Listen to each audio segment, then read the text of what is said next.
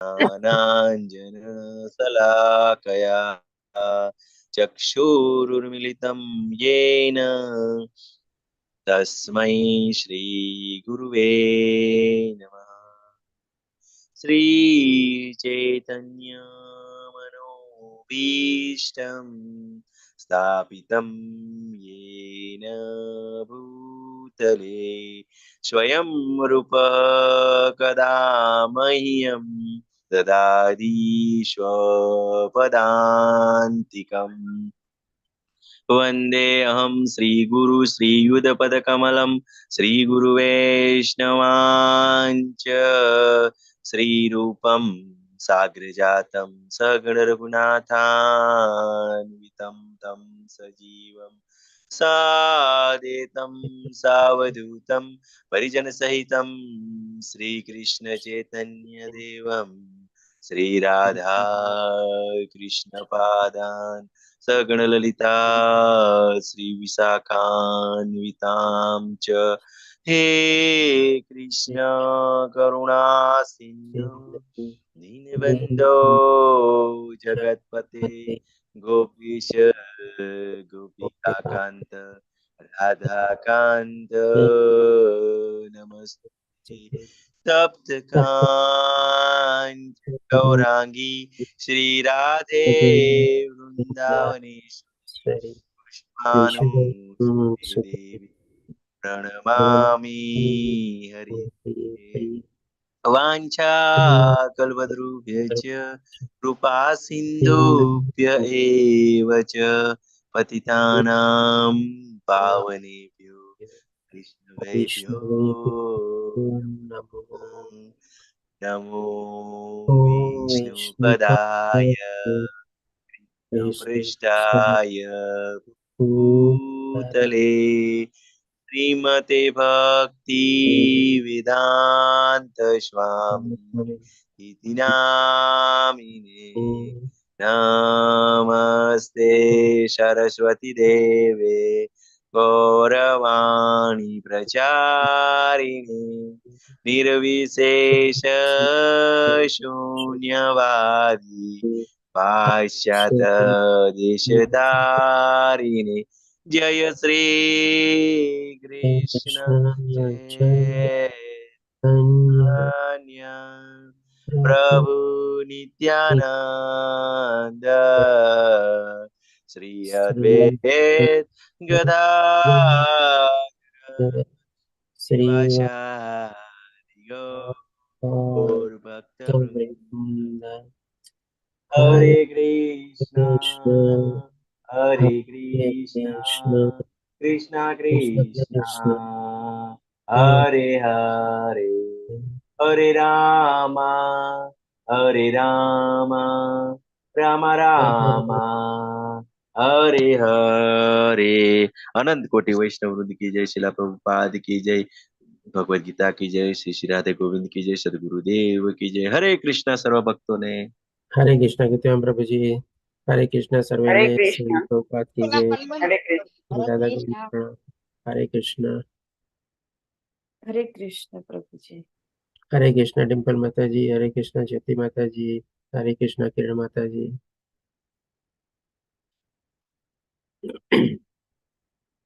हरे okay Krishna પ્રભુજી। હરે Krishna સર્વેને। Okay, તો ગઈકાલથી આપણે છઠ્ઠો અધ્યાય ધ્યાન યોગ શરૂ કર્યો અને એના 6 વિભાગ પ્રમાણે ટોટલ 47 શ્લોક છે, એમાંથી આપણે પહેલા 3 વિભાગ કમ્પ્લીટ કર્યા, એટલે કે 32 શ્લોક કવર કર્યા આપણે। એમાં પહેલા, બીજા, ત્રીજા, ચોથા શ્લોકમાં ભગવાન આપણને પહેલા બતાવે છે કે ભાઈ જે પોતાના કર્મફળનો ત્યાગ કરે છે અને કર્તવ્ય કર્મ પ્રમાણે કર્મ કરે છે તેને સાચો યોગી સમજવો જોઈએ અને એ સાચો સંન્યાસી છે। પછી ભગવાન આપણને બતાવે છે કે ભાઈ આધ્યાત્મિક માર્ગમાં આગળ વધવા માટે ડેફિનેટલી આપણે આપણી ઇન્દ્રિયો પર કાબુ મેળવવો પડશે। અને પછી ભગવાન આપણને 5 થી 9મા શ્લોકમાં એ બી બતાવે છે કે ભાઈ ઇન્દ્રિયો પર કાબુ મેળવવો હોય તો એ મન દ્વારા જ આપણે કાબુ મેળવી શકીએ છીએ। એટલે કે મન જ બહુ મહત્વનું છે અને જો મન ઉપર આપણે કંટ્રોલ મેળવેલો હોય, મનને આપણે સંયમિત રાખેલું હોય તો એ આપણો સૌથી મોટામાં મોટો મિત્ર છે અને નહીં તો પછી બીજો કોઈ દુશ્મન નહીં, પણ એ જ આપણો સૌથી મોટો દુશ્મન બનેલો અંદર બેઠેલો છે આપણે। એટલે કે આવી રીતે મનને નિયંત્રણ અને કાબુમાં રાખવું બહુ જ જરૂરી છે આધ્યાત્મિક માર્ગમાં આગળ વધવા માટે। પછી 10 થી લઈને 32માં શ્લોકમાં ભગવાન આપણને અષ્ટાંગ યોગ બતાવે છે. અષ્ટાંગ યોગમાં 8 એટલે કે 8 સ્ટેપ્સ આપણને, જે આપણને યમથી શરૂ થાય છે. યમ, નિયમ, પછી આસન, પછી પ્રાણાયામ, પ્રત્યાહાર, ધ્યાન, ધરણ અને સમાધિ. આ રીતે 8 સ્ટેપ્સ આપણને બતાવે છે ભગવાન શ્રી કૃષ્ણ. આના સંદર્ભમાં આપણે જાણ્યું કે 8 સ્ટેપ્સ આપણે જાણવા જરૂરી છે, પણ આજના કલયુગમાં આપણે આ અષ્ટાંગ યોગ અથવા એક ટાઈપનો હઠ યોગ અથવા તો એટલી કઠોર સાધના અને તપસ્યામાં પ્રવૃત્ત થવું આપણા બધા માટે બહુ જ ડિફિકલ્ટ છે, અથવા તો નેક્સ્ટ ટુ ઇમ્પોસિબલ જેવું આપણે જોઈએ. હવે જોઈએ 33 થી લઈને 47માં શ્લોકમાં, એટલે કે બાકીના 15 શ્લોક જે આપણે કવર કરશું, એમાં અર્જુનના 2 મહત્વના પ્રશ્નો આવે છે. આમ જોવા જાવ તો એક પ્રશ્ન આવે છે અને ભગવાન શ્રી કૃષ્ણ એની સાથે સહમત થાય છે, અને સાથે સાથે ભગવાન એનો ઉપાય પણ બતાવે છે. અને પછી ફરીથી એક અર્જુનનો બીજો પ્રશ્ન આવે છે. એ બધા પ્રશ્ન જોશું આપણે, અને એના સંદર્ભમાં પછી અંતમાં આપણને ભગવાન છઠ્ઠા વિભાગમાં, એટલે કે 46 અને 47માં શ્લોકમાં બતાવશે કે બીજ સર્વોચ્ચ યોગી કોણ છે, અથવા સૌથી ઉત્તમ યોગી કોણ છે.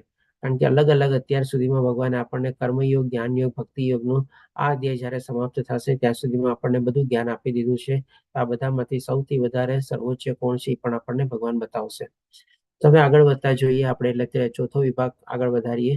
33 થી 36માં શ્લોકમાં ભગવાન આપણને કહે છે, 33માં શ્લોકમાં અર્જુન કહે છે, પેલા અર્જુને કહ્યું, હે મધુસૂદન, આપે જે મને યોગ પદ્ધતિ સંક્ષેપમાં વર્ણવી છે, એટલે કઈ યોગ પદ્ધતિ વર્ણવી અત્યાર સુધીમાં ભગવાને, તો અષ્ટાંગ યોગ અત્યાર સુધી વર્ણવ્યા છઠ્ઠા અધ્યાયમાં, અથવા તો જેને આપણે ધ્યાન યોગ કહીએ છીએ. અને એ અષ્ટાંગ યોગમાં ભગવાને 8 અલગ પ્રકારના આપણને સ્ટેપ્સ બતાવ્યા. તો એના માટે અર્જુન શું કહે છે, તે મને અવ્યવહારુ એટલે કે ઇમ્પ્રેક્ટિકલ તથા નભાવી ન શકાય એવી, એટલે કે એને કન્ટિન્યુટી ન રાખી શકે અથવા એનું આચરણ ન કરી શકે એવી લાગે છે, કારણ કે મન ચંચળ તથા અસ્થિર હોય છે. હવે તમે જો આ કોણ કેના શીખે છે, તો કે અર્જુનના શબ્દો છે. ઈ અર્જુન કે ભાઈ જેનું ત્યારે કન્સન્ટ્રેશન અને ફોકસ લેવલ કેટલું પાવરફુલ હતું આપણે બધા જાણીએ છીએ. જ્યારે નાનપણમાં ગુરુ દ્રોણાચાર્યના ગુરુકુળમાં ભણતો હતો, ત્યારે પરીક્ષાના રૂપમાં જ્યારે ગુરુ દ્રોણાચાર્ય પૂછે છે કે તને શું દેખાય છે, ત્યારે બધા લોકો અલગ અલગ કહે છે કે મને ઝાડ દેખાય છે, પાંદડા દેખાય છે, ડાળી દેખાય છે, ચકલી દેખાય છે, બધું દેખાય છે. પણ અર્જુનને ખાલી એનું પોતાનું લક્ષ્ય જ દેખાતું હતું, કે અર્જુન કહે છે કે ભાઈ મને ખાલી ઈ ચકલીની આંખ સિવાય બીજું મને કાંઈ નથી દેખાતું. એટલું હાઈ લેવલ ઓફ કન્સન્ટ્રેશન અને ફોકસ એનું એ સમયમાં હતું. અને અર્જુન ચાલો ત્યારે યુવાન હતો અથવા ગુરુકુળમાં ભણતો હતો, અને આ બધી ક્ષમતા એને પ્રાપ્ત કરેલી હતી, એટલે કે એ પ્રમાણે કહી શકે કે ભાઈ ચાલો મને લક્ષ્ય સિવાય બીજું કાંઈ અથવા ચકલીની આંખ સિવાય મને દેખાતું નથી.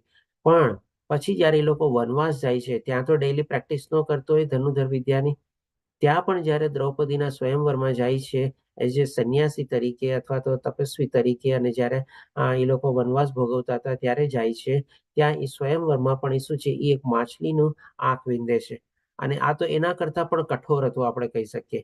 ત્યારે તો ચાલો ઝાડ ઉપર ચકલી બેઠેલી હતી ને એની આંખ વીંધવાની હતી, એટલે ચકલી સ્થિર તો હતી, પણ અહીંયા તો શું છે, એ જે માછલીની આંખ વીંધવાની હતી, માછલી પણ ગોળ ગોળ ફરતી હતી. અને એ ક્યાં ગોળ ગોળ ફરતી હતી, તો કે ભાઈ એના માથાની ઉપર ગોળ ગોળ ફરતી હતી. અને એણે પાછું ઉપર નહોતું જોવાનું, એણે નીચે જોવાનું હતું, કે નીચે શું હતું, તો કે પાણીનો સમૂહ હતો, એમાં એ માછલીનું પ્રતિબિંબ પડતું હતું, રિફ્લેક્શન પડતું હતું. અને એ રિફ્લેક્શન અથવા પ્રતિબિંબ જોઈને એણે ગોળ ગોળ ફરતી માછલીની આંખને વીંધવાની હતી. તો ત્યારે પણ અર્જુનનું એટલું જ હાઈ કન્સન્ટ્રેશન ફોકસ હોય છે, અને એ પ્રમાણે ત્યારે માછલીની આંખ વીંધે છે.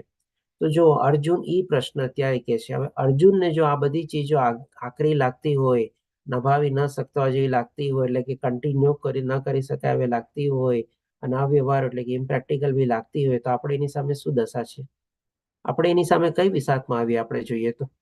આપણું તો અત્યારે જરાય કોઈ જાતનું કોઈ કન્સન્ટ્રેશન ફોકસ લેવલ નથી. આપણે સરસ રીતે અત્યારે જેમ કે કલાક 1.5 કલાકનો ક્લાસ હોય છે, એમાં પણ આપણે ઘણીવાર આપણને કંઈક ને કંઈક બીજું કામ આવે છે, આ આવે છે, ઓલું આવે છે, એમાં આપણું મન અલગ થઈ જાય છે. પછી કંઈક અલગ અલગ વિચારો આવે છે, એમાં આપણું મન ફંટાઈ જાય છે. આપણે અહીંયા પણ સરસ રીતે ફોકસ કન્સન્ટ્રેશન નથી આપી શકતા. તો અર્જુનની જ્યારે એ સ્થિતિ હતી, અને ત્યારે તો આમ કહી શકીએ કે એ ટાઈમે એવા બધા સાધનો બી ઉપલબ્ધ હતા, એવી ટાઈપના જંગલમાં જઈને લોકો તપસ્યા બી કરી શકતા હતા, જે આજની તારીખમાં પણ આપણને ઉપલબ્ધ નથી. તો આપણે સમજી શકીએ છીએ કે જો અર્જુનના શબ્દો દ્વારા જ કે ભાઈ આજની તારીખમાં અષ્ટાંગ યોગ અથવા જે આ ભગવાન આપણને બતાવે છે એ કેટલો અઘરો છે, અથવા તો પ્રેક્ટિકલી પોસિબલ છે જ નહીં જરાય આપણા બધા માટે. હજી આગળ અર્જુન કહે છે, અને ભગવાન પણ એના સાથે સહમત બી થાય છે. તો 34માં શ્લોકમાં અર્જુન આગળ કહે છે કે હે કૃષ્ણ, મન ચંચળ, ઉશ્રંખલ, દુરાગ્રહી તથા અત્યંત બળવાન છે. કારણ કે એનું કારણના રૂપમાં કહે છે. એને શું લાગે છે કે બી નભાવી ન શકાય એવું અને અવ્યવહારુ લાગે છે. તો શું કામે લાગે છે? તો કે ભાઈ આડું કોણ આવે છે? તો કે મન આવે છે. મનનો કેવો સ્વભાવ અને પ્રકૃતિ છે? તો કે ચંચળ, ઉચ્છૃંખલ અને દુરાગ્રહી તથા અત્યંત બળવાન છે આપણે.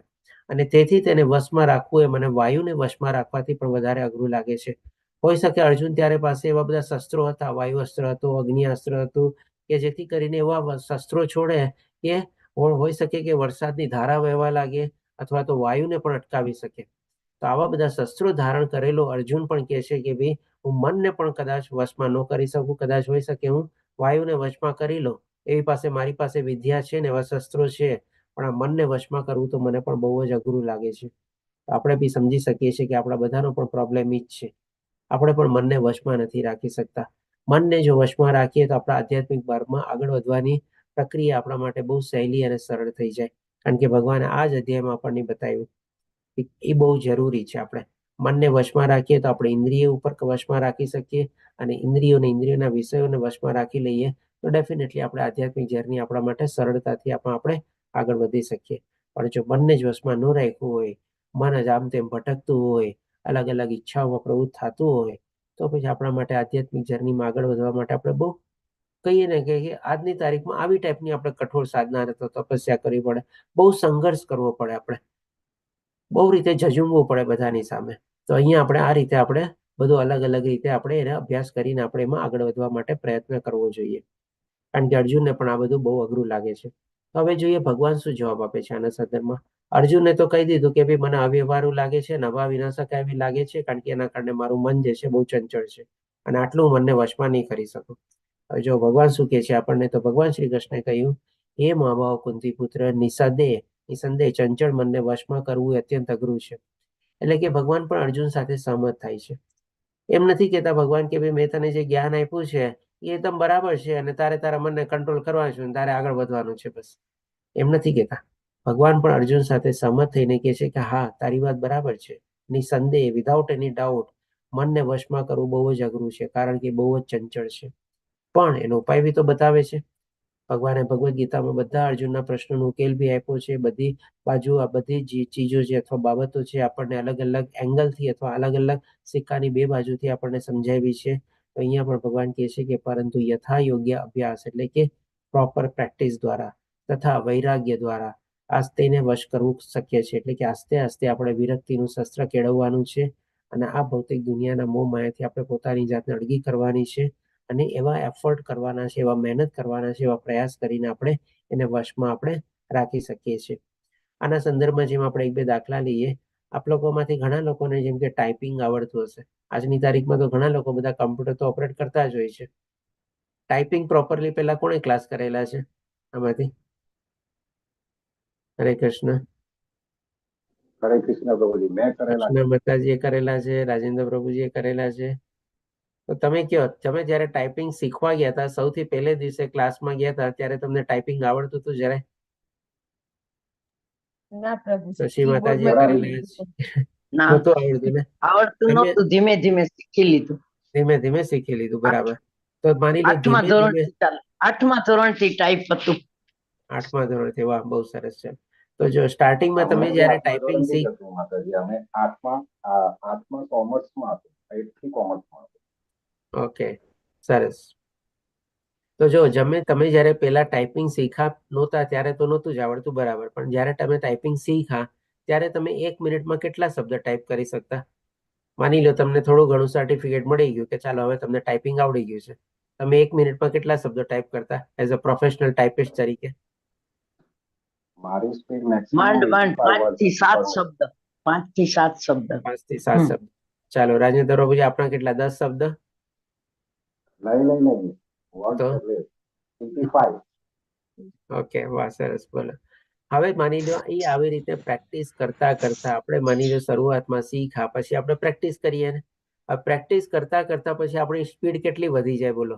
આજે એકદમ જે હા, એટલે પ્રોફેશનલ આ ટાઈપિસ્ટ, 85 વર્ડ છે એ 3 વર્ષની પ્રેક્ટિસમાં આવ્યા. ઓકે 3 વર્ષની પ્રેક્ટિસ પછી, બરોબર. તો પછી હવે માની લો જે પ્રોફેશનલ ટાઈપિસ્ટ હોય કે જેનું કહીને 8 કલાક કામ જ ઈ છે કે જે કાંઈ પણ એની સામે ડોક્યુમેન્ટ આવે ફટફટ ફટફટ ટાઈપ કરવાનું. એક ડોક્યુમેન્ટ પાર થયું, બીજું ડોક્યુમેન્ટ આવ્યું, ફટફટ ટાઈપ કર્યું, ત્રીજું આવ્યું, ચોથું આવ્યું. દિવસના એવી માની લો 50-100 ડોક્યુમેન્ટ ટાઈપ કરી નાખે. અને એક ડોક્યુમેન્ટમાં કમસે કમ 200 300 500 શબ્દ હોય તમારે, તો એની સ્પીડ તમે જો અંદાજ કેટલી આવે એવરેજ સ્પીડ એની? એકદમ સારામાં સારો એક્સપર્ટ પ્રોફેશનલ ટાઈપિસ્ટ હોય એની સ્પીડ કેટલી ગણાય છે આજે? 1 મિનિટમાં કેટલા શબ્દ ટાઈપ કરે? લગભગ તમે જુઓ ને તો 40-45 તો કે ને કે આમ નોર્મલ ગણાઈ જાય છે. 50 શબ્દો સુધી છે ને લોકોની ટાઈપિંગ સ્પીડ હોય છે. એટલી ફાસ્ટ એ લોકો ટાઈપ કરે છે, એટલે કે 1 મિનિટમાં 60 સેકન્ડ, એટલે કે એક શબ્દ ટાઈપ કરતા એને 1 સેકન્ડ પણ નથી લાગતો. ફટફટ ફટફટ. આ તમે કહો કે નાના શબ્દ હોય, મોટા શબ્દ હોય, બરાબર છે. શું કહે છે? 1990 મારી સ્પીડ 100 પ્લસ હતી. ઓકે, બરાબર થઈ ગઈ હતી ને, બોલો. તો આવી જ રીતે જેમ હરે જેમ કૃષ્ણ. હરે કૃષ્ણ, શ્રી હરે શશી માતાજી. હા પ્રભુજી, આપણે પ્રતિલિપિની અંદર જે એપ આવે છે ને પ્રતિલિપિ, એમાં હમ. ટાઈપ કરીને જ પેલા હું કરતી હતી. હવે બોલીને કરું છું. મને Okay. બોલીને નહોતું આવડતું, એ સ્પીક કરીને ટાઈપ હમ. થાય એમ, એટલે મોબાઈલમાં, એટલે હું એક એક શબ્દ ટાઈપ કરીને કરતી હતી. તો પેલા શરૂઆતની અંદર એક જ આ મોબાઈલનું એક સ્ક્રીનમાં આવે ને એટલું જ થતું હતું. પછી ધીમે ધીમે 10 પાના લગભગ થઈ જતા ઝડપથી એમ. હમ. ટાઈપ કરીને વાર્તા લખતી, કોઈ લેડીઝ વિશે, મહિલાઓ વિશે લખવું હોય તો ઝડપથી થતું હતું. એટલે ધીમે ધીમે સ્પીડ વધતી જતી હતી. એટલે પ્રેક્ટિસ મેઇન પરફેક્ટ. બસ પ્રેક્ટિસ મેક્સ અ પરફેક્ટ, બરોબર. તો અહીંયા પણ ભગવાન આપણને જ કહે છે ને, જો આજની તારીખમાં પણ ઈ ઉપાય બધી જગ્યાએ આપણે અજમાવી શકીએ છીએ. આ તો જસ્ટ આપણે ટાઈપિંગનો એક્ઝામ્પલ લીધો, પણ એવી જ રીતે મનને પણ કંટ્રોલ કરવા માટે જો આ ઉપાય આપણે રેગ્યુલરલી અપનાવીએ, માની લો દિવસમાં તમને કેટલા વિચાર આવે? અઢળક વિચારો આવતા હશે. એક સામાન્ય ગણતરી છે, કોઈક સાયકોલોજીસ્ટનું સ્ટડીને એવું છે કે આપણને 1 મિનિટની અંદર છે ને કમસે કમ આપણને 10-15 વિચાર તો એમને જ આવી જાય. કોઈ બહુ વધારે રજોગુણી ને એવા હોય ને તો એને 25-30 વિચાર આવી જાય 1 મિનિટની અંદર.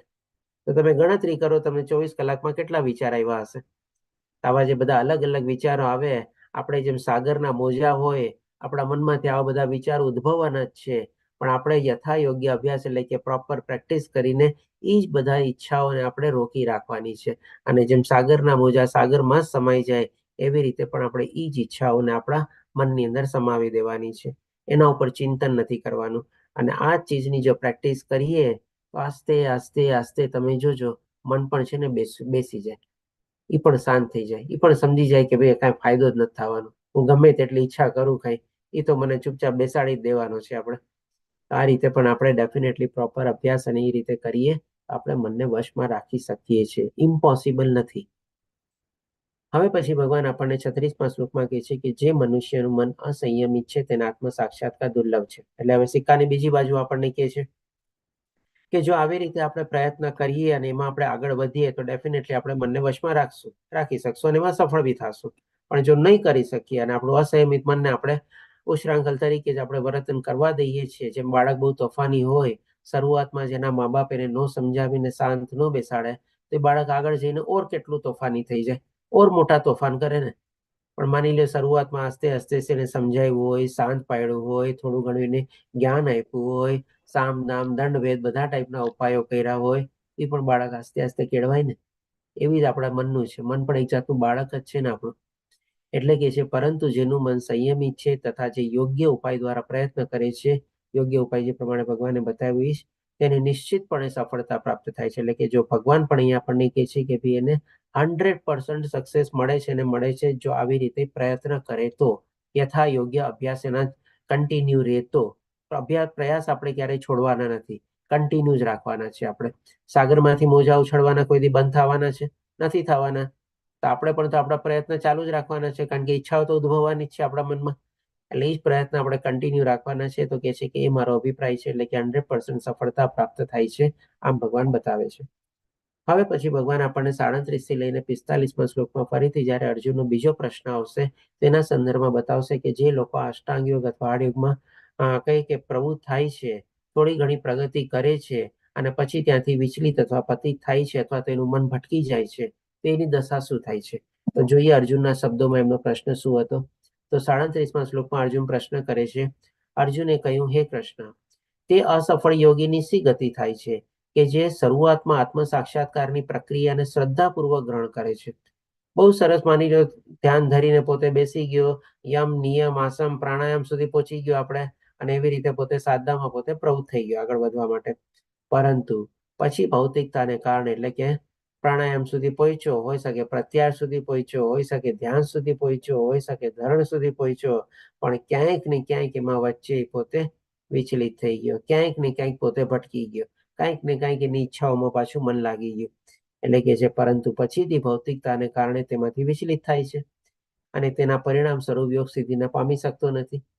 એટલે કે જેમ ગઈકાલે આપણે 3 એક્ઝામ્પલ સમજ્યા હતા ને, અક્ષય પ્રભુજી આપણને કીધા હતા ને, સૌભારી મુનિનો એક્ઝામ્પલ લીધો હતો આપણે, વિશ્વામિત્રનો એક્ઝામ્પલ લીધેલો હતો કે બી, અને સાથે સાથે આપણે ભરત રાજાનો પણ એક્ઝામ્પલ લીધેલો હતો કે બધા લોકોને કહેવામાં એ લોકો ભટકી જાય છે, કરે છે શું, 60,000 વર્ષ સુધી વિશ્વામિત્રની તપસ્યા મેનકાને જોઈને ભટકી જાય છે. સૌભારી મુનિના આપણે માછલીના સંભોગને જોઈને પોતે ભટકી જાય છે, અને ભરત રાજાનો જીવ હરણમાં અટકી જાય છે. આવી રીતે ઘણા લોકો વિચલિત થયેલા છે અને પતિત થયેલા છે. તો અર્જુનનો પ્રશ્ન પણ એકદમ પ્રેક્ટિકલ છે અને આપણા વતી જ છે આમ તો, કે હવે આ લોકોની સિદ્ધિ શું, આ લોકોની ગતિ શું થાય છે. હજી આગળ અર્જુન વર્ણવતા એક દાખલો બી આપે છે.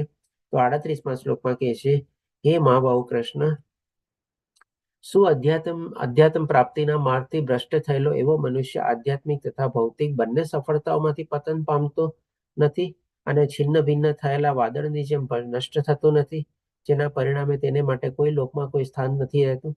એટલે કે જે માની લે આધ્યાત્મિક માર્ગમાં આગળ વધે છે અને આવી રીતે ભટકી જાય છે અથવા પતિત થાય છે, તો અર્જુનનો પ્રશ્ન છે કે ભાઈ જેમ ઓલું વાદળિયું હોય ને, વાદળનું મેઇન ઓલું કેરેક્ટરિસ્ટિક શું હોય, કાં તો છાંયો આપે, કાં પછી આપણને વરસાદ આપે, પણ એ એક વાદળાના સમૂહમાં હોય ત્યાં સુધી. હવે એ વાદળાના સમૂહમાં માની લો પવન ફંટાતો હોય ને એક નાનકડી વાદળી એમાંથી છૂટી પડી જાય તો એની શું ગતિ થાય? એ ન તો વરસી શકે, ન છાંયો આપી શકે. આવી જ રીતે અર્જુને કમ્પેરિઝન આપીને બતાવે છે કે જે મનુષ્ય આ યોગ સાધનામાં અથવા તપસ્યામાં પ્રવૃત્ત થાય છે અને વિચલિત થાય છે, તો શું એના નાના વાદળી જેવી હાલત થઈ જાય છે કે ન આ ઘરનો અથવા ના ઘાટનો, આપણે આમ કહેવત છે ને, ધોબીનો કૂતરો ન ઘરનો ન ઘાટનો. એવી રીતે અર્જુન પ્રશ્ન પૂછે છે કે એની શું ગતિ થાય છે, એને શું કોઈ લોકમાં સ્થાન નથી મળતું? એની જાય છે ક્યાં એની આત્મા તમારે? આના સંદર્ભમાં હજી અર્જુન આગળ બતાવે છે. 39મા શ્લોકમાં કહે છે, હે કૃષ્ણ, આ મારો સંદેશ છે અને તેને સંપૂર્ણપણે દૂર કરવા હું આપને વિનંતી કરું છું. કારણ કે અર્જુને ભગવાન કૃષ્ણની સંપૂર્ણ રીતે શરણાગતિ લીધેલી છે અને આવી રીતે પ્રશ્નો ઉપર પ્રશ્ન અલગ અલગ જગ્યાએ પૂછે છે. જ્યારે ભગવાન એને દિવ્ય જ્ઞાન અથવા આધ્યાત્મિક જ્ઞાન આપે છે, એના સંદર્ભમાં એના જેવા આવા કોઈ પણ મનમાં ડાઉટ અથવા સંશય ઉભા થાય છે, ત્યારે ને ત્યારે ભગવાનને પૂછીને બધા સંશયો ભગવાન દ્વારા જ્ઞાન મેળવીને પોતે દૂર કરાવે છે. આ જ રીતે પણ ભગવાનને ફરીથી વિનંતી કરે છે કે એવી આપના સિવાય અન્ય કોઈ એવો નથી જે અમારા સંશયને નષ્ટ કરી શકે. હવે જોઈએ ભગવાન શું જવાબ આપે છે. તો ભગવાન પછી 40મા શ્લોકમાં કહે છે, પૂર્ણ પુરુષોત્તમ પરમેશ્વર બોલ્યા, હે પુત્ર અર્જુન, કલ્યાણકારી કાર્યોમાં પરવાયેલા આધ્યાત્મવાદીઓ આ લોકમાં કે પરલોકમાં વિનાશ થતો નથી. એટલે કે ભગવાનની ભક્તિ જેમાં પ્રવૃત્ત થયેલો છે અથવા તો આધ્યાત્મિક માર્ગમાં જે આગળ વધવાની કોશિશ કરે છે અથવા શરૂઆત કરી છે અને એક ડગલું પણ આગળ વધી ગયો છે, તો એના માટે ભગવાન કહે છે કે ક્યારેય એનો વિનાશ થતો નથી. હે મિત્ર, ભલું કરવા વાળાની કદાપી અધોગતિ થતી નથી. એટલે કે ડેફિનેટલી જે આ માર્ગ ઉપર આગળ વધવાની કોશિશ કરે છે એની ક્યારેય કદી અધોગતિ નથી. કારણ કે અર્જુનનો પ્રશ્ન હતો ને કે એને 14 લોકમાં શું સ્થાન ન મળે, એના સંદર્ભમાં ભગવાન એ કહે છે કે ના, એની કોઈ અધોગતિ થતી નથી. હવે કેવી રીતે અધોગતિ થતી નથી અને કેવી રીતે એનું કલ્યાણ થાય છે, એ પછી હવે ભગવાન આપણને 41 અને 42મા શ્લોકમાં બતાવે છે. તો 41મા શ્લોકમાં આપણને પહેલા બતાવે છે ભગવાન કે અસફળ યોગી પુણ્યાત્મા લોકોના લોકમાં અનેક વર્ષો સુધી સુખ ભોગવ્યા પછી સદાચારી લોકોના અથવા તો ગર્ભ શ્રીમંત લોકોના કુળમાં જન્મ પ્રાપ્ત કરે છે. તો આ જે ભગવાન આપણને બતાવે છે ને 41 અને 42મા શ્લોકમાં, તમને ખ્યાલ હોય તો ગઈકાલે ભગવાને કીધું હતું કે અધ્યાત્મ આજે અષ્ટાંગ યોગમાં જે આગળ વધે છે એના 2 પ્રકાર હોય છે. ક્યાં 2 પ્રકાર હતા? એક માતાજી આપણને પ્રશ્ન બી પૂછ્યો તેના સંદર્ભમાં. હરે કૃષ્ણ, મને યાદ છે આપણે 2 અલગ અલગ શબ્દો બી હતા.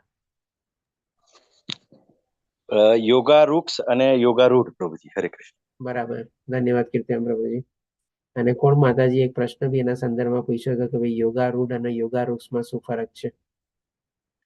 તો જો ત્યારે ભગવાને આપણને ગઈકાલે શું કીધું હતું કે આ જે આધ્યાત્મિક માર્ગમાં વધે છે અથવા અષ્ટાંગ યોગમાં જે આગળ વધે છે, એના યોગારૂઢ એટલે કે પ્રાથમિક તબક્કો છે. આપણે એના સંદર્ભમાં દાખલો લીધો હતો ને કે ભાઈ પ્રાઇમરી સ્કૂલ અને સેકન્ડરી સ્કૂલ અથવા તો સ્કૂલ અને કોલેજ, એના સંદર્ભમાં આપણે યોગારૂઢ અને આપણે યોગારૂઢનો આપણે દાખલો લીધો હતો. તો યોગારૂઢ એટલે કે પ્રાઇમરી સ્કૂલ અથવા તો સ્કૂલ, અને યોગારૂઢ એટલે કે સેકન્ડરી સ્કૂલ અથવા તો કોલેજ. અને એ જે યોગારૂઢ હોય છે એ એને સ્ટાર્ટિંગમાં જે પ્રવૃત્ત થાય છે એ શું છે, યમ નિયમથી એને શરૂઆત કરવી પડે છે. અને ડેફિનેટલી એને પણ કર્મ કરવું પડે કે કયું કર્મ, તો કે ભગવાનની કન્ટિન્યુઅસલી સાધના કરવી પડે છે. કારણ કે ભગવાને શું કીધું હતું કે યોગારૂઢમાં એનું કર્મ જ એનું સાધન છે. અને પછી જે યોગારૂઢ અવસ્થા સુધી પહોંચી જાય છે ત્યારે સંપૂર્ણ રીતે ભૌતિક કાર્યનો પરિત્યાગ કરે છે અને એમાં જ પ્રવૃત્ત થયેલો હોય છે. તો જે પ્રાથમિક અવસ્થામાં હોય ને, એટલે કે માની લો પ્રાથમિક અવસ્થાથી શરૂ કરી અને માની લો ક્લાસ 1, 2, 3, 4, 5 માની લો પાસ કર્યું એને, અને ક્લાસ 7, 8માં જઈને અટકી ગયો તમારે. એટલે કે અથવા હોઈ શકે આપણે મેટ્રિક ફેલ જે હોય છે ને, પહેલાના વખતમાં હતું ને બધું મેટ્રિક ફેલ નહીં તમારે, કંઈક MA BF જેવી ડિગ્રી કઈ કહેવાતી, મેટ્રિક એપિયર્ડ બટ ફેલ્ડ, એવું કંઈ કહેવાતું ને તમારે કે ભાઈ મેટ્રિક પાસ નથી હજી. એટલે કે માની લો એ મેટ્રિક પાસ ન થયો તમારે, એટલે ત્યાં જઈને વિચલિત થયો તમારે. હોઈ શકે 5, 6, 7 ધોરણ પછી ગમે ત્યારે મૂકી દીધું. તો આ જે 41મા શ્લોકમાં ભગવાન જે બતાવે છે આપણને એવા લોકોની અવસ્થા બતાવે છે જે યોગારૂઢ છે અને શરૂઆત કરીને પછી એને થોડી અદભુત મૂકી દીધી છે. તો એવા લોકોની ગતિ શું થાય છે, તો કે એ લોકો અસફળ તો કહેવાય છે, કારણ કે એને સંપૂર્ણ પ્રાપ્તિ નથી કરી. સંપૂર્ણ રીતે ભગવાનને પ્રાપ્ત કરવામાં સફળ નથી નીવડ્યો, એટલા માટે અસફળ યોગી તો થયો જ. પણ એ લોકો શું છે, પુણ્યાત્મા લોકોમાં જઈને વર્ષો સુધી સુખ ભોગવ્યા પછી, એટલે કે હોઈ શકે ઉચ્ચતર લોકમાં એની થોડી ગતિ થાય છે, જ્યાં આવા બધા પુણ્ય આત્માનો નિવાસ સ્થાન હોય છે, અને ત્યાં પછી જઈને સુખ ભોગવે છે. કારણ કે એ વિચલિત શું કામે થયો હોય, ક્યાંક ને ક્યાંક એમાં એનું મન ભેટકું ને. જેમ કે વિશ્વામિત્રનું મેનકામાં મન ભેટકું, સૌભારી મુનિનો માછલીના સંભોગમાં મન ભેટવું, એટલે કે એવી રીતે મને પણ પ્રાપ્ત કરવાની ઈચ્છા થઈ. ભારત રાજાનું હિરણમાં મન ભેટકું, એટલે કે એને કંઈક ચીજ પ્રાપ્ત કરવાની ઈચ્છા થઈ તો ભગવાન એને શું કરે, એવા લોકમાં મોકલી દે કે જે ઈચ્છા એની અધૂરી રહી ગઈ હતી એ વખતમાં, એ ઈચ્છા પૂરી કરવાની ત્યાં મોકલી દે. અને ત્યાં કે લે, આના કારણે તું ભટકો હતો ને, આના કારણે તું વિચલિત થયો હતો ને, આના કારણે તું પતિત થયો હતો ને, આલે તારી સાધનાના કારણે હું તને ભોગવવા માટે આપું છું. એટલે કે એ લોકોના એવા લોકમાં ભગવાન એને મોકલે ત્યાં આવા બધા સુખ સાધનો અને સગવડો એ લોકો બધું ભોગવે પર્યાપ્ત માત્રામાં. અને પછી જ્યારે એને પુણ્ય કર્મના કાર્યોના કારણે બધું ભોગવી લીધું હોય, અથવા તો જે પ્રમાણે આપણે કોઈક દેશમાં આપણે વિઝા મેળવીને ગયા હોઈએ અને વિઝાની અવધિ કમ્પ્લીટ થઈ જાય, ફરીથી પાછા આપણે બેક હોમ કન્ટ્રીમાં આવવું જ પડે. એવી રીતે પછી ભગવાન કહે છે કે લોકો ક્યાં આવે, તો કે ભાઈ સદાચારી લોકોના અથવા તો ગર્ભ શ્રીમંત લોકોના કુળમાં જન્મ પ્રાપ્ત કરે છે. એટલે કે સદાચારી લોકો એટલે કે શું છે ને, જેનું આધ્યાત્મિક જ્ઞાન હોય, જેનું આચરણ સારું હોય, અથવા તો આધ્યાત્મિક માર્ગ ઉપર એમના કુટુંબો ચાલતા હોય, એવા કુટુંબમાં એનો જન્મ થાય. અથવા તો ગર્ભ શ્રીમંત લોકોના કુળમાં, ગર્ભ શ્રીમંત એટલે કે પૈસે ટકે હોય અને સાથે સાથે સંસ્કાર પણ એના એટલા સારા હોય, ઉચ્ચ કોટીના સંસ્કાર હોય, બંને રીતે ગર્ભ શ્રીમંત હોય. તો અહીંયા ગર્ભ શ્રીમંતનો સંદર્ભમાં આપણે શું છે કે ભાઈ માની લો આવી રીતે ઘણીવાર લોકોને માણસોને શું છે, આધ્યાત્મિક જર્નીમાં આગળ વધવા માટે છે ને કંઈક ને કંઈક ચીજની જરૂર પડે અથવા તો ખોટ હોય લોકોને. માની લો કંઈક પૈસે ટકે ખોટ હોય, ક્યારેક પોતાની કોઈક શારીરિક ખોટ હોય, કે જેથી કરીને આવી રીતે આધ્યાત્મિક માર્ગમાં આગળ ન વધી શકતા હોય, અથવા તો કોઈકનો એ લોકોને સાથ સહકાર ન મળતો હોય. તો ભગવાન શ્રી કૃષ્ણ કહે છે કે એવા સદાચારી લોકોના અને એવા ગર્ભ શ્રીમંત કુટુંબમાં આ બધી સુખ સગવડો ને સુવિધા બધી એને સરસ રીતે ઉપલબ્ધ થતી હોય, કે જેથી કરીને એ ત્યાંથી પોતાની આધ્યાત્મિક જર્ની છે ને તરત ને તરત આગળ વધારી શકે. કારણ કે આ બધી એને સુખ સુવિધા અને સગવડ જે છે, અથવા જો જે બાધા અને અડચણો જે હતા જેને કારણે એ પહેલા વખતમાં નહોતો કરી શકતો, એ એને ઓટોમેટિકલી દૂર થઈ જાય અને એવી રીતે પોતે એમાં આગળ વધી શકે. આ કોના માટે છે, તો આપણે કહી શકીએ કે જે પ્રાથમિક અવસ્થામાં છે અથવા તો યોગારૂઢ છે, આપણે યોગારૂઢ છે આપણે. હવે પછી ભગવાન 42મા શ્લોકમાં આપણને યોગારૂઢ અથવા તો જેને એડવાન્સ લેવલ અથવા તો જે માની લો કોલેજ લેવલ સુધી પહોંચી ગયો છે એના સંદર્ભમાં બતાવે છે. તો કે છે કે અથવા તો જે દીર્ઘ યોગાભ્યાસ પછી સફળ રહે, તો દીર્ઘ યોગાભ્યાસ એટલે કે થોડો ઘણો ઓર આગળ વધી ગયો છે, એડવાન્સ થઈ ગયો છે, તે એવા અધ્યાત્મવાદીના કુળમાં જન્મ પામે છે કે જેઓ અતિશય જ્ઞાનવાન હોય છે. એટલે કે ડેફિનેટલી હવે અહીંયા ભગવાન જે બતાવે છે કે ભાઈ પહેલા આપણને શું કીધું, સદાચારી અને ગર્ભ શ્રીમંત, પણ અહીંયા તો ભગવાન આપણને બતાવે છે કે અધ્યાત્મવાદી કુળમાં, એટલે કે એકદમ ઉચ્ચ કોટીનો કુળ હોય કે જે સંપૂર્ણ રીતે એના પેઢી દર પેઢી આવી રીતે ભગવાનની સેવા અને ભક્તિમાં જે લોકો પ્રવૃત્ત થયેલા હોય એવું પવિત્ર અને પુણ્યશાળી કુટુંબમાં એને જન્મ પ્રાપ્ત થાય છે. અને એના માટે ભગવાન એ પણ કહે છે કે ખરેખર આ જગતમાં આવો જન્મ પામવો અત્યંત દુર્લભ છે. બહુ જ ડિફિકલ્ટ છે. જ્યારે બહુ પુણ્ય કર્મો કર્યા હોય ત્યારે જઈને આપણને આપણી સાધનામાંથી આપણે વિચલિત થયા હોય ત્યારે જઈને આપણને આવા કુળમાં જન્મ મળે છે. તો એના સંદર્ભમાં આપણે જોઈએ જેમાં આપણે ભક્તિ સિદ્ધાંત સરસ્વતી ઠાકુર છે. અને આ કોણ છે? તો કે શ્રીલા પ્રભુપાદજી છે. શ્રીલા પ્રભુપાદજી એમના પિતાને આપણે જોઈએ કે નાનપણથી જ્યારે 5 વર્ષના હતા ને ત્યારથી આધ્યાત્મ માર્ગમાં આપણે પોતે પ્રવૃત્ત થયેલા હતા. જ્યારે નાનકડા હતા ત્યારે એને રમકડા રૂપે એક લાકડાનો રથ લાવીને એના પિતાજી કહે છે, ગોર મોહનદેવના પિતાનું નામ હતું, એમને એક લાકડાનો રથ આપીને રમવા માટે આપે છે. અને એમાં એને એટલું બધું એમાં જીવ લાગી જાય છે કે એના બધા મિત્રોને લઈને પણ પોતે નાના હતા ને ત્યારે રથ કરીને રમતા અને એવી રીતે યથયાત્રા કાઢતા.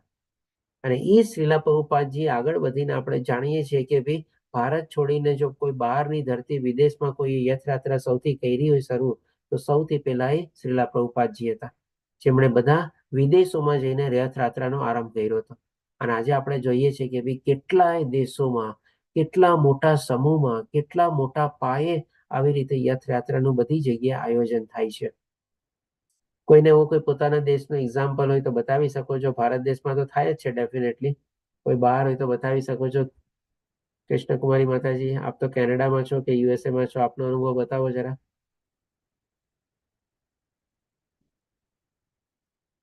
હરે કૃષ્ણ માતાજી. હરે કૃષ્ણ પ્રભુજી. હમ. અમારે ત્યાં અહીંયા પણ થાય છે અને ન્યુયોર્કમાં પણ થાય છે. એટલે હમણાં જૂનની 8મી તારીખે છે, અમે જવાના છીએ. અહીંયા બસ જવાની છે બોલો. ન્યુયોર્કની ત્યારે રથયાત્રામાં. બરાબર 2-3 મહિના પહેલા આયોજન થઈ જાય છે. બોલો, એટલે તમે વિચારી શકો છો આટલા બધા વિદેશોમાં પણ છે ને 2-2, 3-3, 4-4, 6-6 મહિના પહેલા અથવા તો આગલી 2-3 યથયાત્રાનું પણ સરસ મજાનું આયોજન ને બધું બુકિંગ થઈ જાય છે. ધન્યવાદ માતાજી શેરિંગ બદલ. 8 જૂને છે ને ન્યુયોર્કમાં આપણે. Yeah. બરાબર. બીજા કોઈ હોય બહારથી કોઈ તો પોતાનો અનુભવ બતાવી શકો છો, અથવા ભારત દેશમાં પણ કોઈ સરસ રીતે આમાં જોડાયેલા હોય તો એનો પણ અનુભવ બતાવી શકો છો. હરે કૃષ્ણ પ્રભુજી. જય સચી માતાજી. હરે કૃષ્ણ.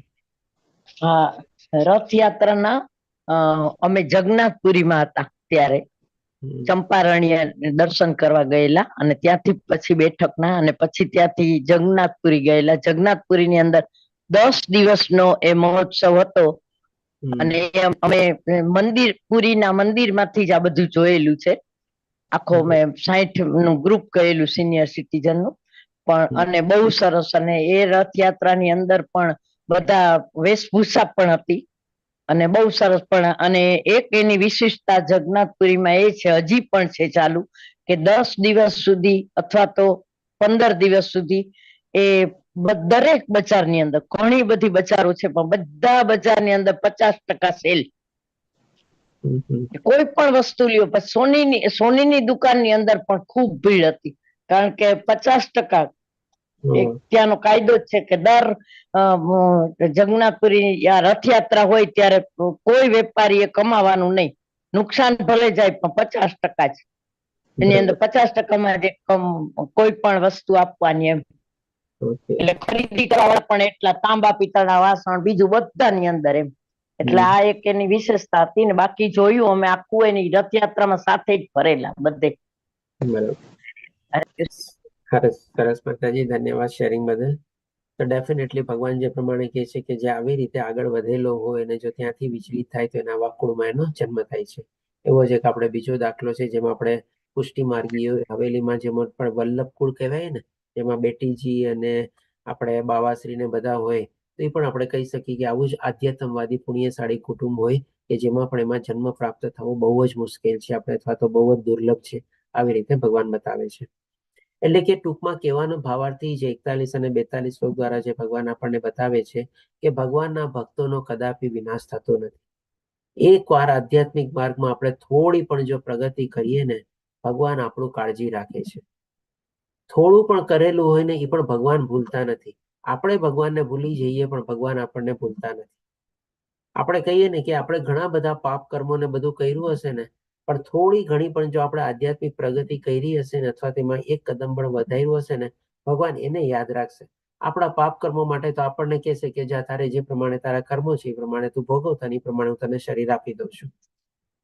પણ જે સારું કર્યું હશે ને એ પણ ભગવાન પોતાના ખાતામાં રાખશે અને જમા કરશે. ને જ્યારે આપણા પાપ કર્મો પણ કમ્પ્લીટ થઈ જશે અથવા બધું ભોગવવાનું હશે, ભોગવી લીધું હશે, ત્યારે ભગવાન પાછા આપણને પુણ્ય કર્મો અને સારા કર્મો અથવા આધ્યાત્મિક માર્ગમાં જે પ્રગતિ કરેલી હશે એ યાદ કરીને એમાં આપણને આગળ વધવા માટે એવું પાછું શરીર આપશે અને એમાં આપણને પ્રવૃત્ત કરશે અથવા તો એવી રીતે આપણને મોટિવેશન આપશે. તો એ જ ભગવાન હવે આપણને આગલા શ્લોકમાં એવી રીતે બતાવે છે કે હે કુરુનંદન, આવો જન્મ પામીને તે પોતાના પૂર્વ દેહની દૈવી ચેતના પુનઃ પ્રાપ્ત કરે છે.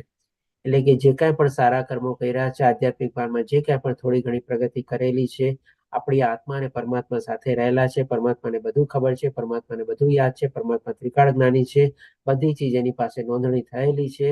એટલા માટે કે છે એ આત્માને પછી વખત આવશે, સમય આવશે, ત્યારે એની જે અંદર રહેલી જે ચેતના જે છે એને ઓટોમેટિકલી ભગવાન જ જાગૃત કરશે અથવા તો ભગવાન જ એને જ્ઞાન આપશે અને પૂર્ણ સફળતા પ્રાપ્ત કરવાના ઉદ્દેશથી, એટલે પૂર્ણ સફળતા પ્રાપ્ત એટલે કે અલ્ટિમેટલી ભગવાનના ધામમાં પહોંચવું, તે વધારે ઉન્નતિ પામવાનો પ્રયાસ કરશે. તો આના સંદર્ભમાં જોઈએ, આપણી સાથે પણ અત્યારે ઘણા એવા ભક્તો જે છે બહુ નાની એજમાં, યંગ એજમાં આપણે આ બધું આધ્યાત્મિક જ્ઞાન મેળવી રહ્યા છે. તો પણ ડેફિનેટલી આપણે કહી શકીએ કે જેમ કે અક્ષય પ્રભુજી છે, વિજયા માતાજી છે, આ બધા બહુ યંગ છે. આપણે કહે ને, આપણે કદાચ આ ઉંમરમાં કોઈ દી આવું આધ્યાત્મિક જ્ઞાન મેળવવાનું કોઈ દી વિચાર્યું નહોતું. મારા ખ્યાલથી કોકના લગ્ન હજી રિસેન્ટલી 6-8 મહિના પહેલા થયા છે ને કોકની હજી સગાઈ જ થઈ છે. આટલી નાની ઉંમરમાં એ લોકોને જો આ આધ્યાત્મિક જ્ઞાન મળે છે. અને અક્ષય પ્રભુજી તો આપણે કહી શકીએ કે ભાઈ કહું ને કે છેલ્લા 2-2.5 વર્ષથી આપણે રિપીટર તરીકે જોડાયેલા છે. અને વિજય માતાજી પણ અત્યારે અલગ અલગ લેવલ ટુ લેવલ થી આગળ વધી રહ્યા છે અને અલગ અલગ સેવા બી બજાવી રહ્યા છે. તો આ કહે ને કે બહુ ભાગ્યશાળી કહેવાય, આપણે પુણ્યશાળી આત્મા કહેવાય આપણે, કે જેને આટલી નાની ઉંમરમાં આ બધો અવસર મળી ગયો કહેવાય. જી અવની માતાજી, આપનો એન્ડ્રેસ છે. હા પ્રભુજી, પણ મારે પણ એવું થયું કે હમણાં એક જગ્યાએ પે વાત આવી તો એ લોકોનું થોડુંક ઇન્ટેન્સ એવું હતું કે મેડમ બહુ આધ્યાત્મિક છે. ઓકે. એટલે એ લોકોને થોડું વિચારવાનું કીધું સારું. ઓકે ઓકે, એટલે માટે આપના એટલે માતાજી અત્યારના આપના જનરેશન મુજબ થોડુંક એવું છે કે આધ્યાત્મિક છે તો તમને આગળ ફેમિલી માટે થોડો ઇસ્યુ રહી જાય. હા, પણ મેં હું છું એવું છે એમ. બરાબર. અચ્છા, એટલે માતાજી આપના સગપણ માટે આપની વાત કરો છો, એવું કહેવું છે? હા હા હા અચ્છા હા, અચ્છા, એના ઓકે માટે. ઓકે, સમજી ગયો. જો માતાજી, એકચ્યુઅલી છે ને, જે થાય ને સારા માટે જ થાય. હોઈ શકે તમારા માટે કોઈ સારું પાત્ર ઓર લખાયેલું હશે કે જેથી કરીને એ લોકોએ તમને બહુ આધ્યાત્મિક છે એવી રીતે કરીને અવગણના કરી દીધું. બાકી નહીં તો જોવા જાવ ને તો ઈ લોકોના નસીબ સારા નથી કે આવી આધ્યાત્મિક વ્યક્તિ અથવા આવી ધાર્મિક વ્યક્તિ અને આવી ભગવાનના માર્ગમાં ચડેલી વ્યક્તિ ઈ કુટુંબમાં જાય ને તો આપણે કહીએ ને કે કેટલી 7-7 પેઢીઓ તરી જાય છે. આપણા શાસ્ત્રમાં લખેલું છે કે આખા જો તમારા કુટુંબમાં એક વ્યક્તિ પણ જો કૃષ્ણ ભાવના માર્ગમાં આગળ વધશે અને ઈ જો એમાં પ્રવૃત્ત થશે, દીક્ષા લેવલ સુધી ને બધા સુધી આગળ વધશે ને, તમારા 7 જન્મના જે પૂર્વજો હશે ને એ લોકો બધા તરી જશે. હોઈ શકે એ લોકો ભાગ્યશાળી નહીં હશે તમારે. સાચી વાત છે પ્રભુજી, જે હોય પણ અત્યારે પછી એ વાત સ્થગિત કરી નાખી છે. પણ ડેફિનેટલી આવા કોઈ ભાગ્યશાળી હોય ને ત્યારે જ આપણને છે ને આવા કુળમાં બી જન્મ મળે છે. અહીંયા જો આપણા શબ્દ નથી, ભગવાનના શબ્દો કે છે ને કે એવા આધ્યાત્મિક કુળમાં એનો જન્મ થાય છે અથવા તો એવા આધ્યાત્મિક કુળમાં પોતે પોતાની પ્રગતિ આરંભ કરી શકે છે. એટલે કે આવી રીતે ત્યાં આવો જન્મ પામીને તે પોતાની દિવ્ય ચેતના તરફ એની ઉત્તેજિત થઈ જાય છે અને પોતે આધ્યાત્મિક માર્ગમાં સરળતાથી પછી આગળ વધી શકે છે. ભગવાન જ અહીંયા આપણને કહે છે. હવે ભગવાન હજી આપણને કહે છે 44મા શ્લોકમાં, પૂર્વ જન્મની દૈવી ચેતનાથી તે અનાયાસે આપોઆપ યોગના નિયમો પ્રત્યે આકર્ષિત થાય છે. એટલે કે જો કંઈક ને કંઈકથી છે ને આપણને આમ એક જાતની કહે ને કે ચિંગારી આપણે પ્રગટી જાય. પણ એ પછી નાનકડી ચિંગારી પણ કેટલી મોટી અગ્નિ, પ્રજ્વલિત અગ્નિનું આપણે રૂપ ધારણ કરી લે ને ઘણી વાર આપણને ખબર પણ ન પડે. આજે આપણને હોઈ શકે કે કોરોના કાળ દરમિયાન આપણને જસ્ટ એક આવી ક્યાંકથી આપણને લિંક મળી ગઈ કે આ લિંક છે, ભગવદ ગીતાના ક્લાસ ચાલે છે, એમાં તમે જોડાઓ. તો આવા ઘણા બધા અત્યારે આપણે કહે ને કે 8-8.5 લાખ લોકોએ આનો લાભ લીધેલો છે. અને 8-8.5 લાખમાં ચાલો બધા તો નહીં, પણ ઘણા બધા એવા છે કે જે આપણે કહી શકીએ ને એકદમ જસ્ટ એક ખાલી પેલા ક્લાસમાં જોઈન કર્યું, લેવલ 1 માં જોઈન કર્યું, અને અત્યારે શું છે દીક્ષા લેવલ સુધી પહોંચી ગયા છે. ઘણા લોકો દીક્ષા પ્રાપ્તિ કરી લીધી છે ને એના ઘણા બધા ફેમિલી મેમ્બરને એને પ્રાપ્ત કરાવી દીધેલી છે. તો ડેફિનેટલી આ બધું ક્યારે થાય છે? ઓટોમેટિક નથી થતું. આમ જોવા જાવ ને તો ભગવાન આ શું કે છે, પૂર્વજન્મની દૈવી ચેતનાથી કાંઈક ને કાંઈક આપણે પુણ્ય કર્મ કર્યા હશું કે જેથી કરીને આજે આપણે બધા એક તાથણે આવી રીતે બધા જોડાયેલા છીએ અને બધા આપણે એકબીજાની આંગળી પકડીને સાથ સહકાર મેળવીને આમાં આગળ વધી રહ્યા છે, લેવલ 1, 2, 3, 4, 5. બાકી એમને એક્સિડેન્ટલી કાંઈ નથી થતું. તમે જોવો ને તો બધું ભગવાનની કૃપા દ્વારા થાય છે અને ક્યાંક ને ક્યાંક આપણા પૂર્વજન્મના એવા કોઈ પુણ્ય કર્મ કર્યા હશે કે જેથી કરીને આ બધાનો આપણે અત્યારે લાભ લઈ રહ્યા છીએ આપણે. નહીં તો તમે વિચારો ક્યાં મંગળુરુ, કોઈ દિન મેં તો નામે નહોતું સાંભળ્યું, અથવા મંગળુરુ આજ સુધી ગયો બી નથી તમારે.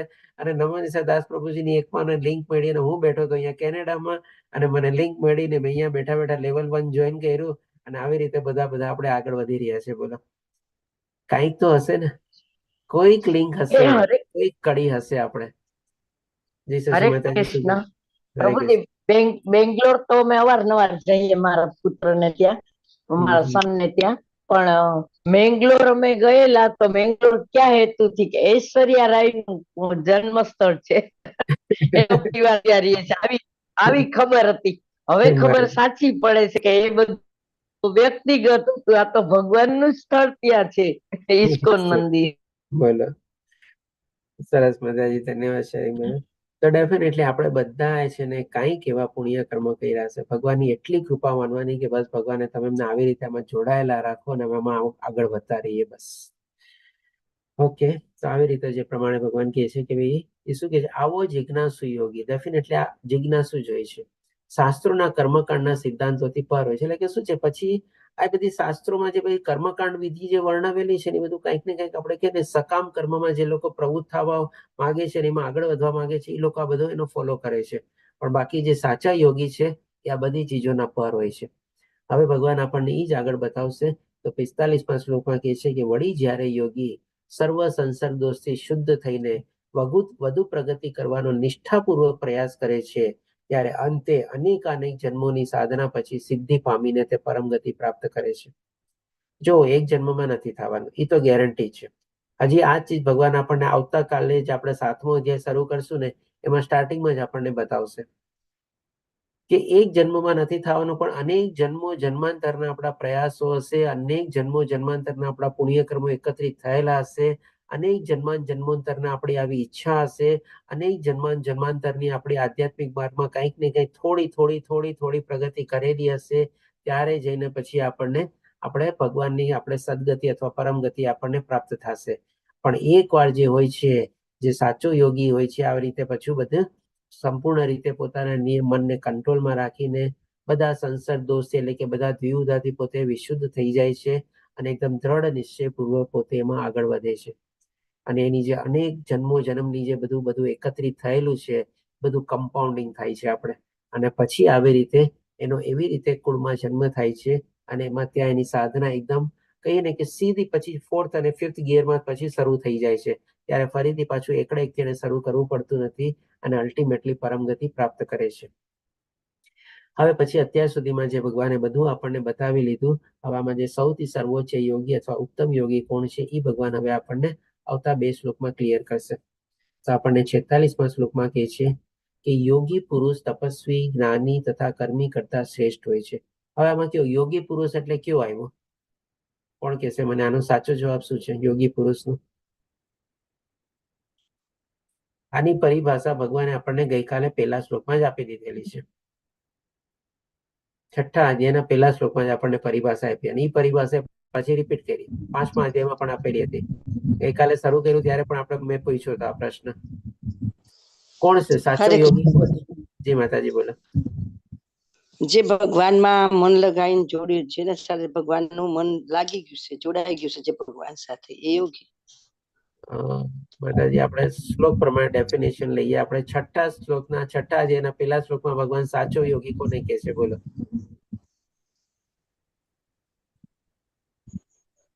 કોની પાસે છે?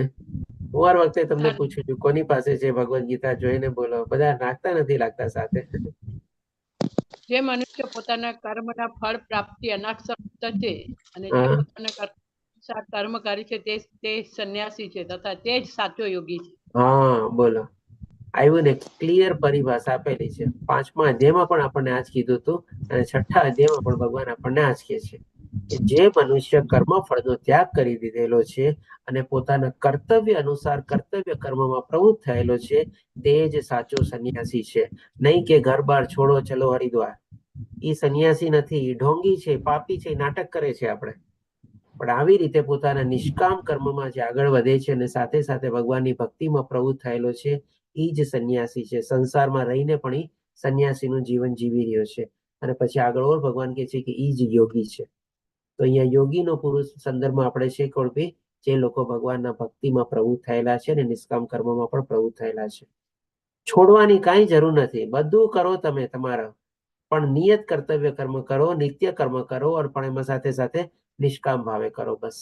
અને ભગવાનની ભક્તિ તમે એડ કરી દો, ભગવાનને જોડીને ચાલો, ભગવાનને સાથે રાખીને ચાલો, બસ થઈ ગયા તમે યોગી, થઈ ગયા તમે ભક્તિ યોગી. આપણે એટલે કે છે યોગી પુરુષ તપસ્વી. એટલે કે તપસ્વી કોણ?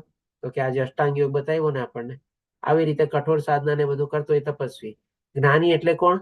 તો કે ભાઈ હું તો પેલા બધું વેદ શાસ્ત્રો ને બધાનું પૂરેપૂરું સંપૂર્ણ અભ્યાસ કરીશ, બધું જ્ઞાન મેળવીશ, સંપૂર્ણ રીતે સમજીશ, મારા સમજમાં ઉતરી જશે, પછી હું ભગવાનની ભક્તિ કરીશ, પછી હું ભગવાનની સેવા કરીશ.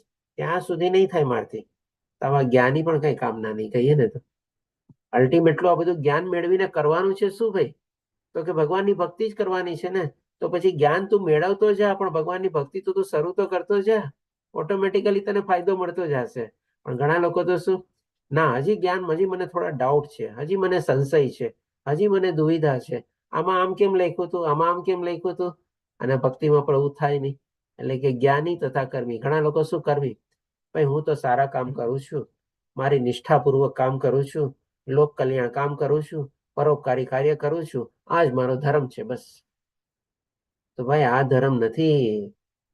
સાચો ધર્મ છે કે ભાઈ આપણે ભગવાનના દાસ છીએ ને ભગવાનની શરણાગતિ લેવાની છે ને ભગવાનના દાસત્વ તરીકે આપણે એમની સેવા કરવાની છે.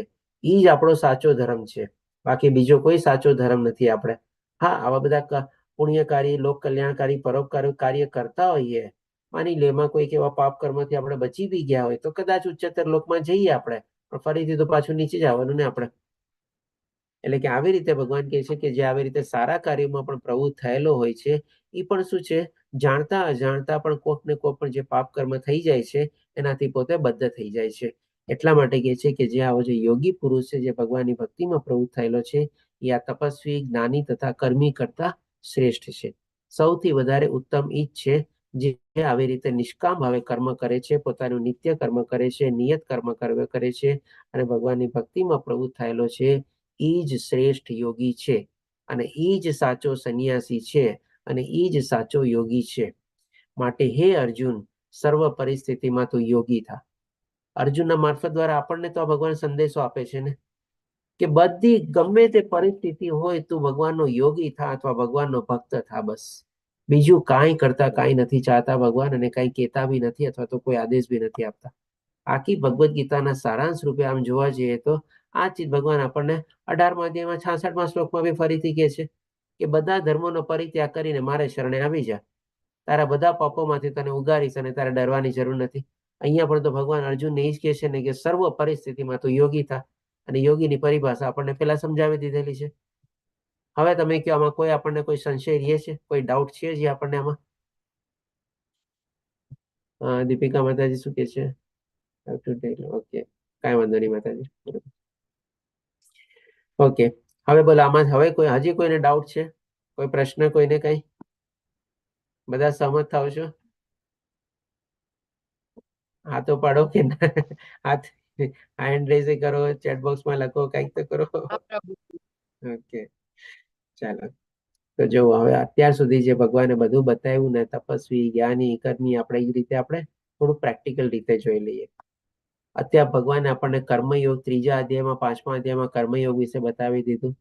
2જા અધ્યાયમાં અને 4થા યોગમાં આપણને જ્ઞાન યોગ આપી દીધો. આપણે શરીર નથી, આત્મા નથી બતાવ્યું, આપણને સ્વધર્મ કરવાનો છે બતાવ્યું. 4થા અધ્યાયમાં આપણને દિવ્ય જ્ઞાન યોગમાં ભગવાન આપણને પણ બતાવ્યું જ્ઞાન આપણે 3 રીતે વાપરી શકીએ. ત્રણ અલગ અલગ રીતે દાખલા આપીને ભગવાને બતાવી દીધું. નૌકાનો દાખલો, પછી આપણને અગ્નિનો દાખલો, અને પછી આપણને શસ્ત્રનો દાખલો, એટલે કે જ્ઞાન કેટલું પાવરફુલ છે એ પણ આપણને બતાવી દીધું. આ અધ્યાયમાં આપણને અષ્ટાંગ યોગ બી બતાવી દીધો, અને ભગવાને કહી દીધું કે આ ત્રણ કરતા વધારે શ્રેષ્ઠ અથવા ઉચ્ચતમ કોણ છે? તો કે જે ભક્તિ યોગમાં પ્રવૃત્ત થયેલો છે. અને આ એક જાતની કહીએ કે સીધી આપણને એક એક સીડીમાં આપણે પગથિયું ચડીને જઈએ, એના બદલે આપણી આજની તારીખમાં આપણી પાસે એટલી ક્ષમતા નથી કે આ બધી આપણે એક એક પગથિયું આપણે આગળ જ વધીએ. માની લો કોઈ સ્ટાર્ટિંગમાં સકામ કર્મમાં પ્રવૃત્ત થયેલો હોય, પછી ક્યાંકથી આવી રીતે જ્ઞાન મળે કે ના ભાઈ તારે તો નિષ્કામ કર્મ કરવું જોઈએ, એટલે નિષ્કામ કર્મમાં પ્રવૃત્ત થયો. પછી ક્યાંકથી એને ખબર પડી કે ભાઈ મનુષ્ય જીવનનો ઉદ્દેશ શું છે તારે જાણવું જોઈએ, એટલે કે જ્ઞાન લેવામાં પ્રવૃત્ત થયો. પછી જ્ઞાન મેળવીને એને વિચાર્યું કે ચાલ હવે હું અષ્ટાંગ યોગમાં પ્રવૃત્ત થાઉં. પછી અષ્ટાંગ યોગ લાગ્યું તો બહુ ડિફિકલ્ટ છે. અર્જુને જેમ પ્રશ્ન કર્યો કે મનને તો વશમાં રાખવું, કંટ્રોલ નથી, એટલે કે પછી એને સાંભળ્યું કે ચાલો આની બદલે ભક્તિ યોગ કરીએ, તો ભક્તિમાં આપણે પ્રવૃત્ત થઈએ, ભગવાનને પ્રાપ્ત કરીએ. આવી રીતે અખતરા કરવાનો આપણી પાસે અત્યારે સમય છે? ભગવાન એટલો ટાઈમ આપ્યો છે? ક્યારે આપણી ટિકિટ કપાવવાની છે આપણને ખબર નથી, તો આપણી પાસે સમય બી નથી, અને આ રીતે બધી ચીજના આપણે અખતરા બી કરી ન શકીએ. તો સીધો જે ભગવાને આપણને કીધું છે ને ભક્તિ યોગમાં જો પ્રવૃત્ત થઈએ એટલે કે જાતની લિફ્ટ આપણને આપી દે છે. આજની તારીખમાં ક્યાંક આપણે ચડીને જવાનું હોય, 10મે તલે કોઈકનું ઓફિસ કાં ઘર હોય, આપણે તરત પહેલા શું પૂછીએ છીએ? ભાઈ લિફ્ટ છે કે નહીં તમારે ત્યાં? પાર્કિંગ મળશે કે નહીં મળે? છે કે નહીં બધા? અને મેં પર્ટિક્યુલરલી વિદેશમાં તો તમે જુઓ ને, ખુરશી અને પાર્કિંગ એ છે ને બહુ અગત્યનું છે. સૌથી પહેલું છે ને, તમારે ઘરમાં તમારી જગ્યા ઓછી હશે ને તો ચાલશે, પણ તમે ગાડી માટે તમને પાર્કિંગ મળે છે કે નહીં તમે પેલા પૂછશો. બધી જગ્યાએ ઘરમાં તમે આગળ સગવડ કરીને કંઈક ને કંઈક કરીને સમાવી લેશો, પણ ગાડી માટે તો આપણે પૂરતી જગ્યાની પાર્કિંગ પહેલા જ લેવું પડે છે આપણે. અને આ જેમ કે અત્યારે કોઈ આપણને લિફ્ટ આપી દે, હા ભાઈ લિફ્ટ છે ને હું આરામથી આવી જઈશ, બરાબર છે. અહીંયા ભગવાન આપણને સીધી લિફ્ટ જ આપીને ભગવાન આપણને સરસ રીતે એકદમ ચોખ્ખા શબ્દોમાં કહી દીધો કે જે યોગી છે એ જ આ તપસ્વી, જ્ઞાની અને કર્મી કરતા શ્રેષ્ઠ છે. અને હજી આગળ પણ બતાવે છે આપણને 47મા શ્લોકમાં કહે છે, સર્વ યોગીઓમાંથી જે યોગી અત્યંત શ્રદ્ધાપૂર્વક મારું પારાયણ કરે છે, એટલે કે કન્ટિન્યુઅસલી ભગવાનનું ચિંતન કરે છે, ભગવાનનું ધ્યાન ધરે છે, ભગવાનની સેવા કરે છે, પોતાના અંતઃકરણમાં મારું ચિંતન કરે છે અને મારી દિવ્ય પ્રેમમય સેવા કરે છે, તે યોગમાં મારા સાથે અત્યંત ગાઢ રીતે સંકળાયેલો છે. હવે આ બધી જે ભગવાને પ્રક્રિયા બતાવે છે, આ બધી પ્રક્રિયા ક્યાં થાય તમે મને કહો? આ બધી પ્રક્રિયા ભગવાનની સેવા અને ભક્તિમાં જ થઈ શકે ને. આ બધી પ્રક્રિયા કઈ થોડી ને અષ્ટાંગ યોગમાં થઈ શકે? આપણે અષ્ટાંગ યોગમાં તો ભગવાન ઉપર ધ્યાન જ ક્યાંથી લગાડી શકે? પહેલા તો એને ધ્યાન ક્યાં લગાડવાનું છે? પોતાના ઇન્દ્રિય ઉપર કાબુ મેળવવા ઉપર. અને જ્યારે ધ્યાન અને ધરણ સ્ટેજ સુધી પહોંચી જાય, સંપૂર્ણ રીતે પોતાની ઇન્દ્રિયો પર કાબુ મેળવી લીધો હોય, પોતાની ઇન્દ્રિયોથી અલિપ્ત કરી લીધી હોય, ત્યારે જઈને ભગવાનમાં હવે ધ્યાન ધરાવી શકે. અને ત્યાં સુધી પહોંચે તેની ખાતરી કોને ખબર છે? કારણ કે મન તો કેટલું ઉચ્છૃંખલ છે આપણને ખબર જ છે, એટલે એની કોઈ ગેરંટી જ નથી. પણ જે ભગવાનની ભક્તિમાં પ્રવૃત્ત થયેલો હોય, ભગવાનને સરસ મજાનો ભોગ ધરાવતો હોય, પ્રસાદી તરીકે ગ્રહણ કરતો હોય, ડેલી માળા જપતો હોય, આવી રીતે અલગ અલગ કોઈ ક્લાસમાં અથવા આખ્યાનમાં અથવા પ્રવચનમાં જોડાતો હોય, ભગવદ્ ગીતા, ભાગવતમ ને બધાનું આપણે અધ્યયન કરતો હોય, પઠન કરતો હોય, તો ઓટોમેટિકલી એનું મન પણ વિશુદ્ધ થવાનું છે. અને ઓર ને ઓર ભગવાન એના અંદરથી જ્ઞાન પ્રગટ કરવાના છે, અને ભગવાન પ્રત્યેનો ભાવ પ્રગટ થવાનો છે, અથવા તો એવો લાગણી અને પ્રેમ બંધાવવાનો છે.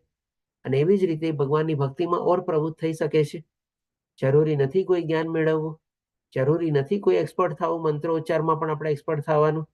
પણ જેમ જેમ ભગવાનની ભક્તિ કરતા જઈએ, ભગવાન જ આપણને અંદરથી પ્રેરણા ને બધું આપે છે. કારણ કે અહીંયા ભગવાન આપણને શું કહે છે? તે અત્યંત ગાઢ રીતે સંકળાયેલો છે અને બધામાં સર્વોચ્ચ છે. હવે જો આવી રીતે ભગવાનની ભક્તિ કરીને આપણે ભગવાનની પાસે જઈ શકતા હોઈએ, તો પછી બાકી બધા મહેનત અને કરીને આપણને ફાયદો શું મળવાનો છે? બોલો. ભગવાનના શબ્દો દ્વારા પોતે કહે છે કે મારી રીતે ગાઢ રીતે સંકળાયેલો છે, અને પછી પણ કહે છે કે આ જ મારો મત છે. એટલે કે આવી રીતે જો ભગવાનની ભક્તિમાં આપણે સરસ રીતે પ્રવૃત્ત થઈ શકીએ, અને એમાં જ જો આપણે આગળ વધવાનો પ્રયાસ કરીએ ને, બાકી બધું ભગવાન સંભાળી લેશે. બસ ભગવાનને આપણી ચિંતા છે, બસ આપણે ખાલી ભગવાનને આપણે પોતાની જાતને સોંપી દેવાની છે. ભગવાન પછી આપણું રક્ષણ કરશે ને ભગવાન આપણી ચિંતા કરશે અને આપણને સરસ માર્ગે દોરવશે. આ રીતે આપણને ભગવાન એ કહે છે કે આ રીતે જે યોગી છે અથવા જે ભક્તિમાં પ્રવૃત્ત થયેલો છે એ સર્વોચ્ચ યોગી છે. આપણે ટેક અવે તરીકે જોઈ લઈએ કે ભાઈ આપણે આ 6થા અધ્યાયમાં શું શું જાણ્યું આપણે. તો સૌથી પહેલા તો ભગવાન સમજાવે છે કે જે મનુષ્ય પોતાના કર્મફળ પ્રત્યે અનાસક્ત છે અને જે પોતાના કર્તવ્ય અનુસાર કર્મ કરે છે તે સંન્યાસી છે અને તે સાચો યોગી છે. આ બધી ડેફિનેશન છે ને, પરિભાષા છે ને, એકદમ સંપૂર્ણ રીતે યાદ કરી લો ને તો ઘણી વાર પણ શું છે આપણને બહુ કામમાં આવી જાય. ઘણી વાર આપણે કે ને ક્યાંક વિચલિત થઈ જઈએ, કોઈ ભટકી જઈએ, અથવા કોઈક આપણને પૂછે, કોઈક આપણી ભક્તિ ઉપર ક્વેશ્ચન માર્ક કરવા લાગે કે ના ના તું કઈ ભક્તિ કરે છે થોડી ને થાય, ઓલો જો કેટલી કઠોર તપસ્યા કરે છે, ઓલો જો કેટલી સાધના કરે છે, ઓલો જો કેટલું તપ કરે છે, આને કહેવાય ભક્તિ, આને કહેવાય ભગવાનના માર્ગ કેવો ઉપર ચાલેલો, આને કહેવાય કે ભગવાન સાથે સંલગ્ન થયેલો. આવા બધા લોકોને પણ છે ને તમે આ બધા સંદર્ભમાં આપીને છે ને એકદમ સચોટ રીતે તમે એનો ઓપોઝ બી કરી શકો અને એને પણ સાચી દોરવણી કરી શકો. અને આપણે પણ છે ને ક્યારે ડગમગીએ નહીં. આવી બધી પરિભાષા જે ભગવાને આપેલી છે ને દરેક જગ્યાને સંપૂર્ણ રીતે આપણે જો પ્રાપ્ત કરી લઈએ ને મેમોરાઇઝ કરી લઈએ, યાદ રાખી લઈએ તો પછી ભગવાન આપણને એ જ કહે છે કે મન બદ્ધ જીવનું મિત્ર પણ છે અને શત્રુ પણ છે. અષ્ટાંગ યોગ વિશે પછી ભગવાન આપણને બતાવે છે અને યોગીના 2 પ્રકાર બતાવે છે, એવી યોગારૂઢ અને યોગારૂઢ અથવા તો પ્રારંભિક અથવા ને ઉન્નત. અને મનને કેવી રીતે નિયંત્રિત કરવું એ આપણને ભગવાને બતાવ્યું. તો કે ભાઈ યથા યોગ્ય અભ્યાસ કરવાનો છે, જ્યાં જ્યાં મન ભટકતું હોય ત્યાંથી એને પાછું વળવાનું છે, અને વૈરાગ્ય. આવી રીતે 3 ઉપાય ભગવાન આપણને બતાવે છે. અને પછી અર્જુનનો 6થો પ્રશ્ન આવે છે આપણે અહીંયા કે અસફળ યોગીની ગતિ શું થાય છે, અથવા તો જે વિચલિત થઈ જાય છે એના સંદર્ભમાં પણ ભગવાન આપણને 41 અને 42માં શ્લોકમાં જે જવાબ આપે છે અને આપણે સરસ રીતે એને અલગ અલગ દાખલા દ્વારા બી આપણે સમજ્યા. આમ આપણો અહીંયા 6થો અધ્યાય કમ્પ્લીટ થાય છે. પાંચાકલ્પતરુભ્યશ્ચ કૃપા સિંધુભ્યેવ ચ પતિતાનાં પાવનેભ્યો વૈષ્ણવભ્યો નમો નમઃ. હરે કૃષ્ણ કૃષ્ણ કૃષ્ણ હરે હરે, હરે રામ રામ રામ હરે હરે. શ્રીલ પ્રભુપાદ જય, શ્રી રાધા ગોવિંદ પ્રણામ. થેન્ક તો યુ. ત્યારના સંદર્ભમાં કોઈને કોઈ પ્રશ્ન હોય તો લઈ શકીએ આપણે.